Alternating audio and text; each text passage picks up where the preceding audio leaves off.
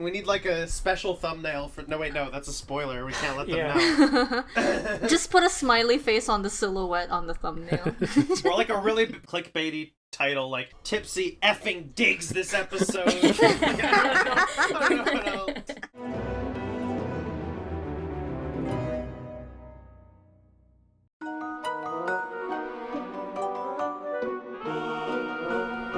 All right. Tulip first. Oh, I'm first. Okay. I think this is a really great episode. We got to meet Amity's siblings, and she got a bigger role than before. And her and Luce's relationship is starting to turn up a bit, I think. And the library setting where the books are coming to life is really cool. How about you, Chan? I really like that episode. I love the. That's like my favorite monster design. I think. I think it's so cool. I love the thread and stealing people. Like how into the books book is like part of its like chest. Yeah, the book's like its heart. It's really cool. And then a lot of the rhymes it did were like actually terrifying, like about like breaking bones and stuff. Ugh. I love Amity. It was just such a great concept for a monster, like sewing someone into a book. Like, wow, who conceptualized this? It's so good. No, they totally didn't like go into that at all. But I bet if they had gotten totally sewn in, then like they wouldn't be able to get out until the next like comet comes by and the thing happens again.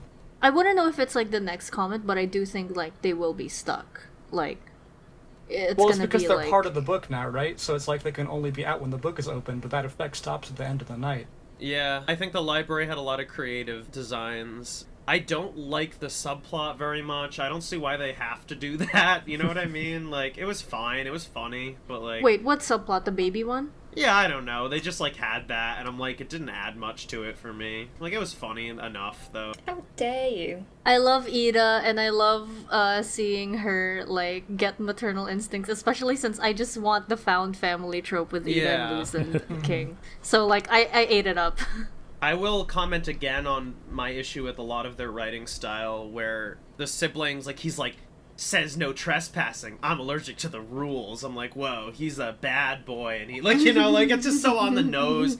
Even Amity and Luce, I really like their relationship, but when Luce made, like, a joke and Amity giggled, it was cute, but I was like, again, would she have done that, though? Do you get what I mean? Like, do you know what part I'm talking about? Yeah, I know exactly. It's when I said that she'd probably post rare memes on the internet. Yeah. But, like, you know, Luz made the joke while she was, like, just mad at her, and now she's, like, giggling at her jokes, and it's, like, cute to see. But, again, it's another example of we want...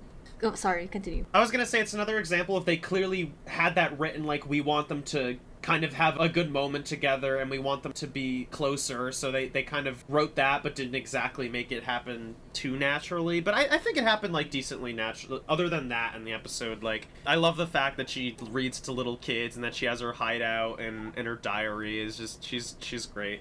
I think one way to fix that little scene is if Amity, like, laughed or chuckled, but then she tried to hide it. It's like, oh wait, no, I'm mad at her. Yeah, that's what I mean. Like, she went full out giggle, smile, and then that was it. Like, she didn't even try to... I think that exactly what you just said, like, if she just tried to, like, look away or something. Yeah, it would be more in character at that moment. Because, like, it still has the inklings of, like, oh, they actually have chemistry, they could be good friends.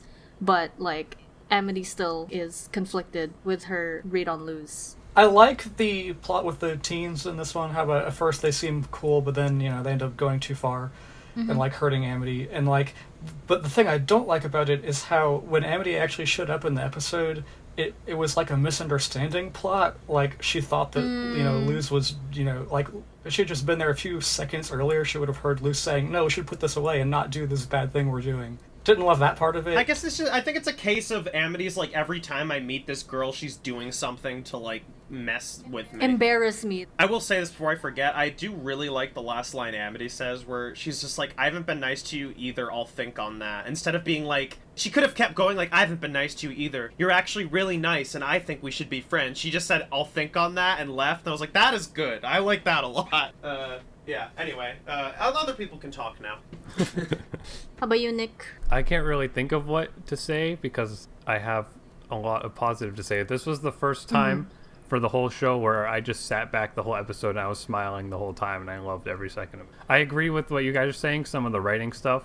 The only thing I found, the misunderstanding thing I think was fine because it was really quick. The only thing I just felt was weird was that they opened the episode focusing on the baby plot and then that's not what the episode. I just think that's a weird pacing thing, but it doesn't matter too much. When that intro happened, I was like, oh, they have to take care of a baby episode. Okay, that's a trope. Yeah, I know, another trope. and then it turned into like, oh, she hangs out with the teenagers trope. Like I've seen that before too. But Yeah. what they do with that, making them Amity's siblings, making them like doing something mean to Amity and Luz has to go against it, like that was way better than whatever else they could have done with that sort of trope. I think something important to note is that even if Amity heard Luz saying we should put that back, I think she would have still been mad at her because she's like breaking into her like secret hideout at midnight, you know? Yep. Yeah. Fair, yeah. And I think too, we said like the library setting is so cool. This is like the most I've seen out of a library setting in anything ever. All the jokes when they were like causing mischief earlier in the episode was so funny. And then just the monster was really cool. It was all really cool. I wonder where Luz and Amity's relationship goes. That's interesting. I wonder what could possibly happen. How about Wait, you, is it Tipsy? Lou and Amity? Because I knew it was Amity, but I didn't know who the second character was. But I was also quietly shipping Luce with Amity the whole episode anyway, so win-win. Why am I last again? That's not fair. No. I asked you. How about you, Tipsy? I haven't said my piece yet. Oh, okay. Right, okay, so I loved this episode. I thought a lot of the issues of the previous episodes they subverted or they avoided in this one. The subplot, like you said about the subplot, I felt that it added flavour in this episode and it was a funny subplot and it took just as little screen time as it needed and it was really charming. I really loved at the end where the vampire queen came in, when Marceline came in and the took Bat baby's Queen. back. You're thinking She's about cool. Marceline. Yeah, and it looked like a Studio Ghibli monster. It was just so mesmerising to watch that scene. I just want to watch it again. I felt that the plot, like you said, once again another cliche, but I felt like they did it well, and I felt like, unlike the previous episode where I criticised the girls for being extremely superficial for no reason, I thought the Amity siblings do feel like potential characters, and I felt like the entire plot in the library itself was filled with amazing visuals, amazing magic, especially in a later episode. Even when they were playing pranks in the library, it was really funny to watch rather than really cringy and awkward like I expected it to be. And the scenes between Amity and Luce did feel kind of genuine. There was that brief misunderstanding, but it was more to do with Amity's confusion about Luce than anything else, and I felt like they did it well, and they didn't rush them into friendship, or they didn't unnecessarily keep them as cold-hearted enemies. So I felt like this was a great episode. Alright. Yeah. Okay, me. I hate that I'm so weak for visuals to the point where it just blinds me for the rest of the episode because I just enjoy it so much. The scene with the wailing star with the window, it was so beautiful. Oh my god, it was so good. And then their choices in books and how to like visualize animating the books, that was good. Reanimating the book. Animating the book? No, they weren't alive. Animating the books. Man, the design and the voice choice for that Bat Queen was so good. It was so good. When she came into the house, I was so ready. It was so good. Very creepy. I love the amount of creepy they put into this show without making it gross humor. I know I've said that before, but I just appreciate I appreciate it so much. And like I said, I love the subplot because I'm just a bitch for making Ida get used to being in a family setting, because I just want Ida and Luz and King to be a family. I think that's good. Amity's great. And one thing. I really love how they played on the two siblings versus Amity. I know it's like done a lot in shows where siblings just fight and stuff, but I really like how they showed that it hurts to be Amity, to be like picked on by those two siblings, which by the way, they also have great character designs. Just showing how to the two siblings it felt normal to them to be like, oh, we need to put Amity in her place, we need to do this, but like obviously that stuff hurts and they think it's okay to do, and it's not. And I know it's predictable, but I like it. I like how they wrote certain aspects of the siblings too, like when Luce was like, I'm not gonna go with you guys to goblin tipping because I gotta go talk to Amity. They weren't like, looks like you're just as lame as her. They just said like, okay, cutie, see ya, and they left. I'm like, thank God they didn't like... And with the cool teen dialogue, I mean, it is dumb, but it's also realistic. Teens say dumb stuff like that. And then they, poked fun at it right after, where it's like, oh, and you're also allergic to dairy. Oh, just expose me. You know, it's good. I thought that was cute. Yeah. I like the, sort of slow build to, like, them becoming, like, very clearly antagonists of the episode. Mm-hmm. Like, I think... Especially having them be Amity siblings rather than, like, Luce's siblings or something, like...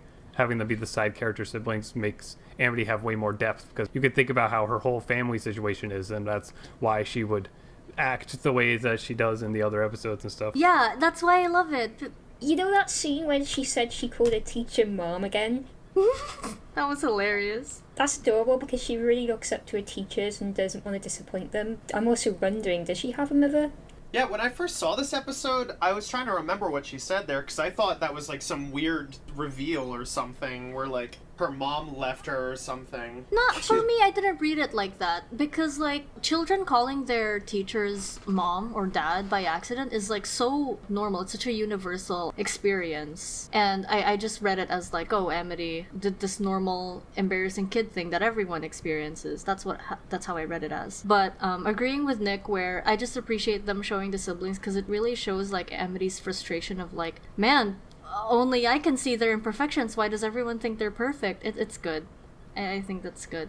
Something else interesting to note for me is that until that episode, Amity's kind of been, like, top of the food chain, but then her siblings show up and, like, someone really gets at her, like, really bad, and you're like, suddenly all her I'm the cool girl aura is just doesn't, because it's her, you know, it's her older siblings, they don't care about that. And it's interesting to see her have to, like, react to, like, just being kind of lower on the food chain. Especially where it's in front of Luz, someone who is lower on her food chain. Exactly. And the book thing, like, the book's coming to life because of a comic is already cool enough, and they doubled down and made it so you could edit the books, and then, like, the fact that it was a cute story about a little bunny that wanted friends, and all they did was, like, add angry eyebrows, and suddenly he became this monster that wanted to steal friends.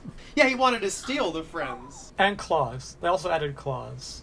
Oh, and claws, but like, just that idea is so cool. Like, I'm like, make a real horror movie about that. I think the only part I didn't like is when Amity wrote down Luz rights are wrong, and then an eraser comes out. Where did that come from? Yeah, that was weird. I was wondering if there was, like, Amity didn't even know what Luz had done to the book. They never acknowledged that Amity noticed that. So I'm wondering if a scene was cut or something in the episode and they didn't correct it. I think it's another example of something they had written in the outline that didn't translate as well. I think it was supposed to be, like, a double meaning, like, she rights a wrong, now we're friends, but also she fixes what she did, sort of thing. And then the book somehow magically knew what her wrong was in the form of an eraser. I don't know. But how would Amity know that the book would know that? That's the question. No, that's what I mean. I think it was just, like, they really wanted to put in, like, that double meaning line, so they just went for it, even though it didn't make sense why she would know that. Well, yeah, I guess we can do ratings now. Yep, you can go first, Dom. Very solid episode. 8.5. Hey, I say 8.5 as well. Nice. Yeah, I think this one's great. I mean, we've all talked about everything, like the cool library fight, the subplot, which I think takes up so little of the episode, it wasn't annoying at all. And it has a great, like, Bat Queen reveal at the end, who's really cool. And of course, I love how Luce and Amity they're warming up to each other, but they're not totally friends yet, as of this episode. 9 out of 10. Ooh. Nice. Okay. 10. Bruh. 10? Whoa! Let's go! Yeah! Let's go! This is gonna be a high-rated episode. How about you, Nick? Oh my god. Doesn't have to be a dramatic plot to be a 10. It just did everything right, I think. Yeah, that's So exactly 10. what I'm thinking. I'm thinking back. My favorite episode before this that I give a 9 was the one where they're stuck in the house that reveals the curse and stuff. That episode might have been a little tighter just because it was like a very clear-cut plot. This episode had a lot going on compared to that, but it all did it really good. It was all interesting. It was all very funny. I feel maybe an episode later will top it, so I don't think a 10 makes sense. Some of the stuff you guys said too is kind of like, yeah, okay, maybe it's not a 10 for me, but it's a 9.5. Yeah. Nice. Yeah. I'm surprised. I thought I was like, oh, I'm gonna give such a high score. Everyone gave a higher score than I did, except Chan. The So we're the elusive same. Tipsy 10. We need like a special thumbnail for. No, wait, no, that's a spoiler. We can't let them Yeah. know. Just put a smiley face on the silhouette on the thumbnail. Or like a really clickbaity title, like Tipsy effing digs this episode. I don't know what else. Or does Tipsy dig this episode, or is it a disaster explosion? Tipsy thought what about this episode? Tipsy reaches through computer and slices Chan's throat for comedy. Also likes the episode. All right, next episode. Yeah. Alright. Yes. Thank you guys. Thank you. Thanks for watching, and super special thanks to my Patreon supporters. If you enjoyed this video, please feel free to hit the like button, subscribe, and hit the bell icon to know when I post a new video. Be sure to stay tuned for more new videos and live streams. Follow me on Twitter and TikTok to get frequent updates and video clips. And consider supporting me on Patreon for just $2 a month to get some behind-the-scenes content, like scripts and review notes, and even early videos. Once we get about 20 Patreon supporters, I'll start a Discord server for us to chat.